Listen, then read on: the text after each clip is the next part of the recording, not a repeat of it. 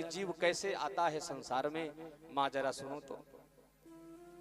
जीव की गति का निरूपण किया कि जीव आता कैसे है संसार में। माता पिता के संसर्ग से। कललम एक रात्रिण पंच रात्रिण बुधबुदम। एक रात्रि में कलल नाम की संज्ञा होती है। कलल अब आपकी भाषा में बताएं तो जैसे आप दही जमाते हो ना, उसमें दूध में थोड़ा दही डाला जाता है, तो एक रात्रि में मां के गर्भ में जीव की गति कलल नाम की हो जाती है। पंच रात्रिण बुधबुदम, 5 रात्रि में पानी के बुलबुले के समान जीव होता है।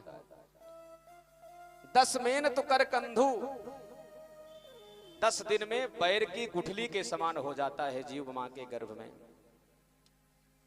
और 1 महीने में सिर का निर्माण होता है। Power house. जितना विज्ञान जिसको लगाना हो, साइंस पढ़ना हो, वो भागवत पढ़ ले, सारे अल्ट्रासाउंड की रिपोर्ट लगा ले और भागवत को पढ़ ले। एक एक दिन की गति का निरूपण किया गया है भागवत जी में। सबसे पहले पावर हाउस बनता है, सिर का निर्माण होता है, और सारी नसों का संचारण यहीं से होता है। किसी को लकवा मारता है तो हाथ के डॉक्टर को नहीं दिखाते, ब्रेन वाले को दिखाया जाता है कि यहीं कहीं नस छूट गया होगा, कनेक्शन इसको दिखाओ। सारा कनेक्शन इस ब्रह्मांड से है। सिर का निर्माण पहले महीने में, दूसरे महीने में हाथ पांव बनना प्रारंभ हो जाते हैं, तीसरे महीने में मां के गर्भ में नख और रोम बनना शुरू हो जाते हैं, चौथे महीने में अस्थि व चर्म इत्यादि बनने लगता है, और स्त्रीलिंग और पुल्लिंग का निर्धारण होता है चौथे महीने में कि ये बालक है कि बालिका है। 5वां महीना आएगा तो भूख प्यास लगने लगती है, मां सादी धातु में बनने लगती है। 6वें महीने आने पर वो मां के गर्भ में जीव इधर से उधर घूमने लगता है। अगर पुत्र है तो दक्षिण कुक्ष में, और पुत्री है तो वाम कुक्ष में भ्रमण करने लगती है। 7वां महीना जब आता है तो उसे अनेकों जन्म की बात याद आने लगती है, ज्ञान शक्ति का संचार होता है। 8वां महीना आते आते उसे इतनी वेदना होने लगती, इतनी पीड़ा होने लगती है कि वो कीड़े की तरह छटपटाने लगता है। माँ जो खाती है खट्टा मीठा तीखा कड़वा, वो सब उधर जाकर के चुभता है तो बड़ी जोर से छटपटाता है, भगवान से प्रार्थना करता है, प्रभु मुझे जल्दी बाहर निकालो, मैं दोबारा ऐसा कोई काम नहीं करूंगा कि मुझे माँ के गर्भ में आना पड़े, मुझे बड़ी पीड़ा हो रही है, ये माँ मेरी मिर्चा खा रही है।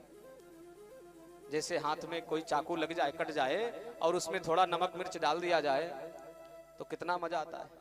ऐसे ही माँ के गर्भ में जब जीव होता है तो उसकी जो ऊपर की जो चर्म होता है इतना कोमल होता है, उसे बड़ी पीड़ा होती है, तो वो छटपटाता है, भगवान से प्रार्थना करता है। पूरा 1 महीना भगवान की प्रार्थना में लगाता है, हे प्रभु मैं संसार में जाऊंगा तो केवल तुम्हारा भजन ही करूंगा, कोई काम नहीं करूंगा।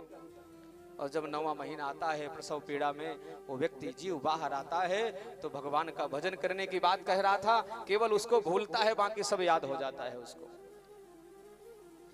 आकर के यहाँ कहता है कहाँ कहाँ। जब बालक जन्म लेता है तो रोता है ना, वो क्या कहता है, कहाँ मैं कहाँ, अभी तक मैं कहाँ था अब कहाँ गया, तो मानते हैं। ये सारा लिखा है भागवत में, मैं नहीं कह रहा। और बड़ा होता है तो 5 किलो का वजन उसका, 25 किलो का उसको बैग थमा दिया जाता है, जाओ पढ़ के आओ। बेचारा गधा 25 ही करता है, 25 वर्ष तक खूब दौड़ता है, सुबह से लेकर शाम तक, ये कोचिंग ये ट्यूशन वो ट्यूशन। किसी तरह पढ़ाई पूरा किया तो फिर गृहस्थी में फंस गया, गृहस्थी का जंजाल, परिवार का बोझा, बच्चों की फीस भरो, एडमिशन कराओ। जीवन इसी तरह बीतता है माँ। इसलिए अपने जीवन को यदि बनाना है तो प्रारंभ से ही ऐसी व्यवस्था बनानी है, नहीं तो जीवन दुर्गति हो जाती है जीव की। यदि आप अच्छे कर्म करते हैं तो आप उत्तम गति प्राप्त होती है, यदि बुरे कर्म करते हैं तो अधोगति प्राप्त होती है। पूरे सांख्य योग का एक ही मात्र सार है। बोले भक्त वत्सल भगवान की।